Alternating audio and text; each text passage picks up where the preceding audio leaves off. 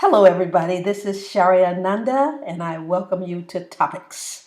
From week to week, I will be presenting a topic, sometimes from my clientele list, sometimes as a further commentary on the daily word preamble, which I do at Facebook and on my website here.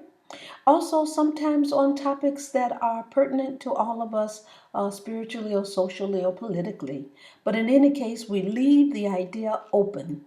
But today, I am going to read you a letter of a question that I received from one of my clients.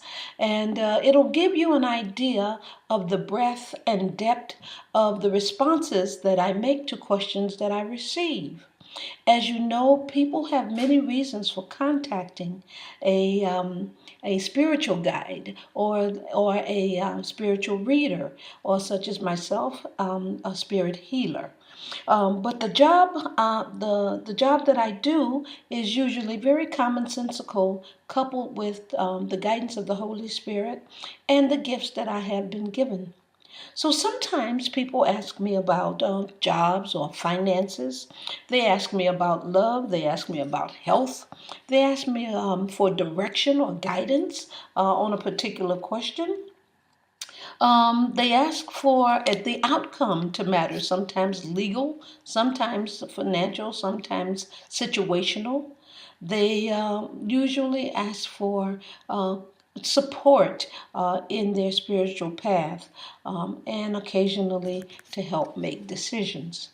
So today's letter is from Jay, and Jay has a question about his spirit guides. So here's the question. Hi, nice to meet you. I have something I would like to ask. Could I please have an insight on any guides that I might have? I do not possess the ability to hear or see them. Sometimes I do ask my angels for insight, and they've sent me messages in my dreams before. So I know I'm being heard regardless, but I'm interested in knowing more about my spirit guides and how to contact them. Any messages that they might have, and I'd be grateful for anything really. Thank you for offering readings and have a great day. So here is my answer to Jay. This is a written question and answer venue, so it is relatively easy to think through and pray over. For those of you who would like a reading with me, a written response, then you can simply contact me through here at Bricksite and leave your question, and or you can see me on other venues, which we will talk to you about later. Okay, good morning, Jay. Nice to meet you too. Well, I'm told several things about your guides. First, there are three varieties attending your life.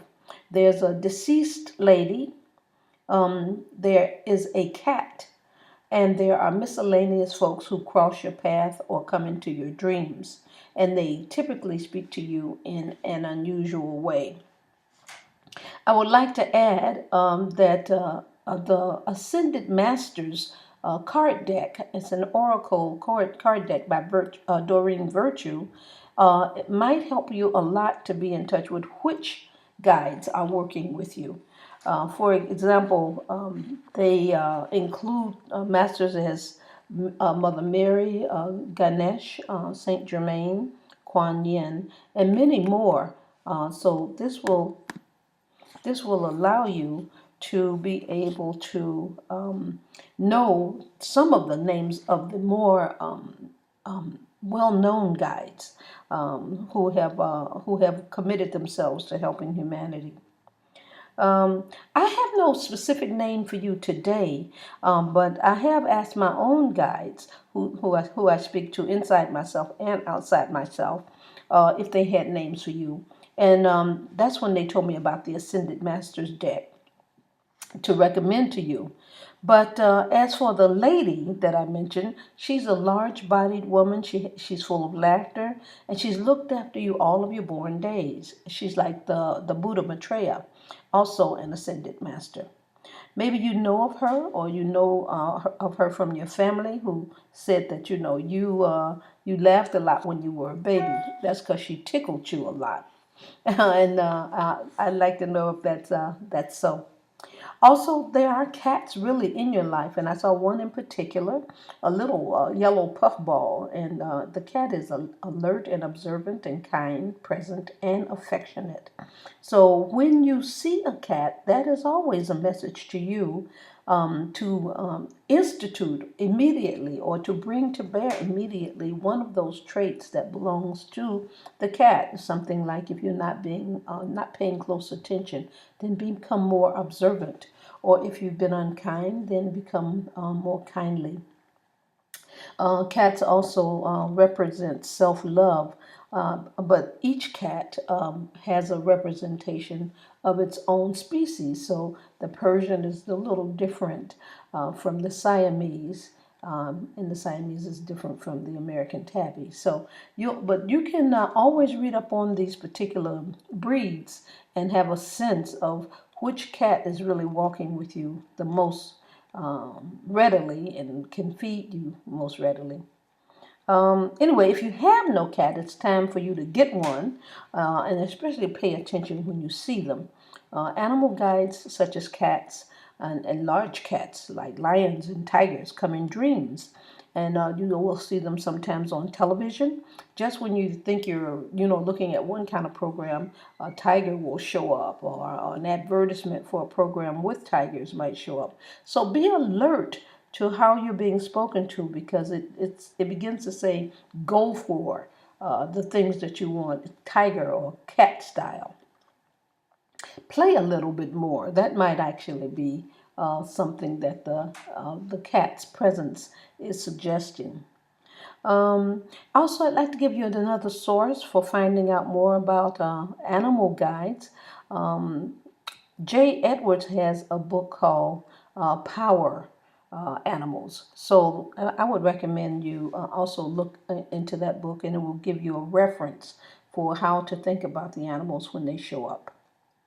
Now, another thing is that your dreams are a good place to meet your guide. So don't ever think that that's a small venue. That's an avenue that's open to almost every human being. And so if you pay attention to when those persons and those dreams come to you, you'll get good advice. They give you great information, and they often speak very directly to you. And also in your dreams, you'll get other animal guides, maybe like elephants or giraffes. It depends on what your nature is and how close you feel to that animal or that animal feels to you. This brings me to those odd encounters with strangers. One time I was working in a business, that I owned, and a policeman came in and requested a product I didn't have, but it was for an Edgar Casey book. And we got to talking about Edgar Casey and all kinds of things. And then pretty soon he left. But as he was going out the door, he said, "They told me to tell you you're doing fine and they're very proud of you."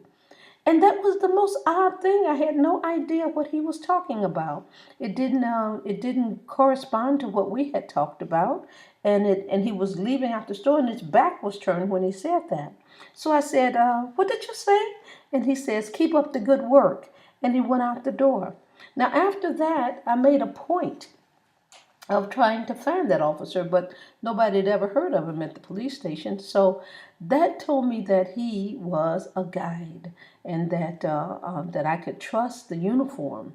So whenever I'm in any kind of difficulty, I have no hesitation to ask a police officer, since I have been given that police officers are my own guides in some instances.